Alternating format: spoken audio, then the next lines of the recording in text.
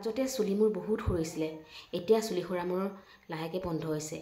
এয়া দিছোঁ জবা ফুল লগতে 2 খিলামান পাত আৰু লগতে এল'ভেৰা জেল।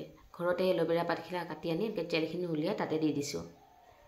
আচলতে আমাৰ মাইকী মানুহৰ যিহেতু চুলিকেইডালেই মেইন, চুলিকেইডাল যদি সৰি শেষ হয় কি হ'ব বাৰু অৱস্থা।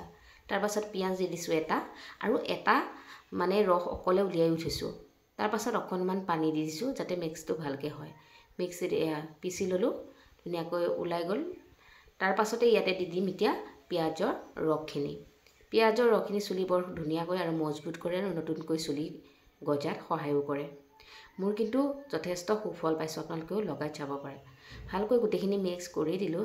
মিক্স কৰাৰ পিছতে এয়া দেখিছে নহয়, খুব ধুনীয়া জেল এটাৰ নিচিনা হৈ যায় আৰু লগাবলৈ খুব ভাল লাগে। তাৰপাছতে বাই আকৌ মই মিক্স কৰাটো নহয়েই, তাই আৰু ভালকৈ কৰিছে। এতিয়া মোক লগাই দিব প্ৰথমতে, মোক লগাবলৈ আৰম্ভ কৰিছে। আপোনালোকে আচলতে এনেকৈ লগাই চাব পাৰে।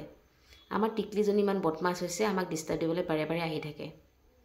পিছত গোন্ধাইছে বোলে, পিঁয়াজৰ ৰসটোতো গোন্ধাবই আৰু নহয় জানো। পিঁয়াজৰ ৰসটো চুলিৰ কাৰণে খুবেই ভাল। তাৰপাছতে আমি এয়া লগাই মেলি হ'ব আৰু তাৰপাছত পলিথিন এটা মেৰিয়াই থ'লে ভাল আৰু তেতিয়া একো ধূলি চুলি নালাগে ধুনীয়াকৈ, যিহেতু বতাহৰ দিন।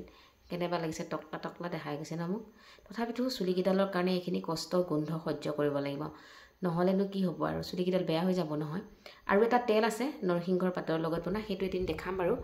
এইটো আচলতে দিনত লগাবৰ কাৰণে ভাল, আৰু তেলটো ৰাতিও লগাই থ'ব পাৰি। এইটো ৰাতি লগালে অকণমান অসুবিধা পোৱা যায়, সেইটো কাৰণে দিনত লগাবৰ কাৰণে ভাল। যিহেতু আজি দেওবাৰ কাৰণে এয়া বায়ে মোক এটা পলিথিন সোমোৱাই দিলে। তাৰপাছতে বাক দিবলৈ আৰম্ভ কৰিছোঁ। আপোনালোকেও এনেকৈ লগাই চাব পাৰে আৰু চুলিকেইডাল সৰা বন্ধ কৰিব পাৰে। আজিলৈ আহোঁ দেই, বাই বাই।